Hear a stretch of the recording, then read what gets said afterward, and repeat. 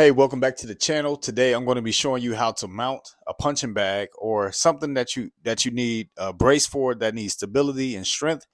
And I'm going to go over what I use and my technique for finding the perfect center of this thing right here. This is a 2x4. This is what I was mounting the punching bag in this garage to this 2x4 that was on the rafters of this garage. And the important thing about this is not actually a 2x4. This is a 3.5 by 1.5 inches. And so the bolts that I was using, I needed to get them dead center on this, and I'm going to demonstrate my technique of what I used. The first thing that I wanted to make sure was that there was no obstructions above where I was going to be fastening to. And so luckily there was an access that I was able to peek through to see exactly what was above where I was going to be mounting this punching bag to. Now that I have my mark and made sure that there was no obstacles above like an electrical wire or anything, now it's time to get the center of the 2x4.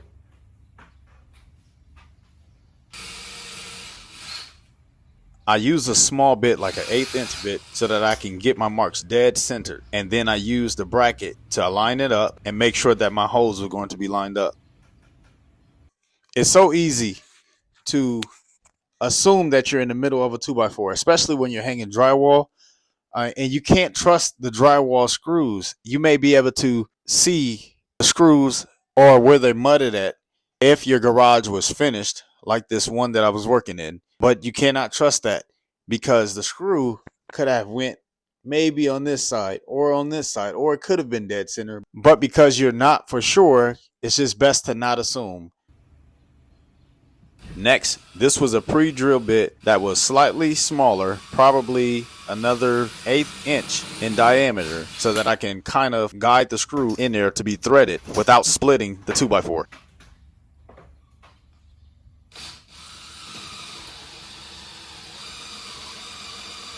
Now, this is me just kind of being precautious and looking at the 2x4 and where my bit is at, just to make sure that it was dead centered.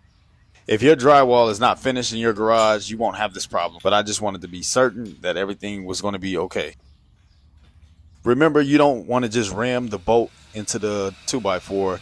You want to take your time, drill slow, and make sure that you're not splitting the wood. There's a big difference between a drill and an impact drill. If you don't know the difference, let me know in the comments and I'll make a video explaining the two. But in this case, you definitely want to use a drill that the settings can be turned down and the torque won't be as strong.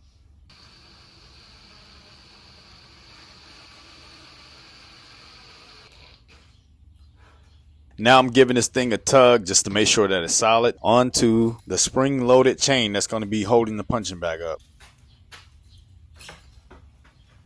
So if you were concerned about it just being a 2x4 being mounted to it with all of the swinging and hitting and force of the punching bag, that's what this spring is for. And it's made to hold up to 250 pounds and to absorb that type of movement and the weight. So I have no concerns of this thing coming down because most of the force won't even be on that 2x4.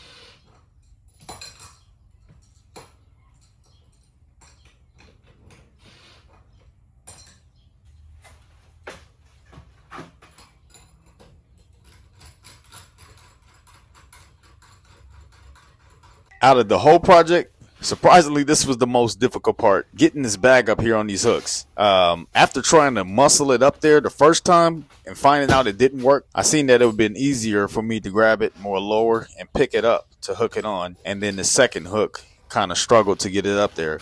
Probably been better if I had help and to get that up, but I didn't. After I got that first hook up, it really didn't take too much strength to get the second hook.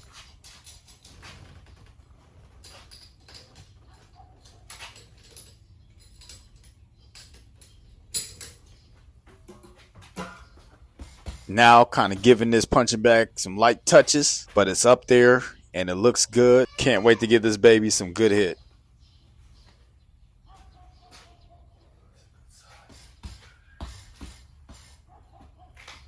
Now with these two bolts, it was able to carry a weight of 250 pounds.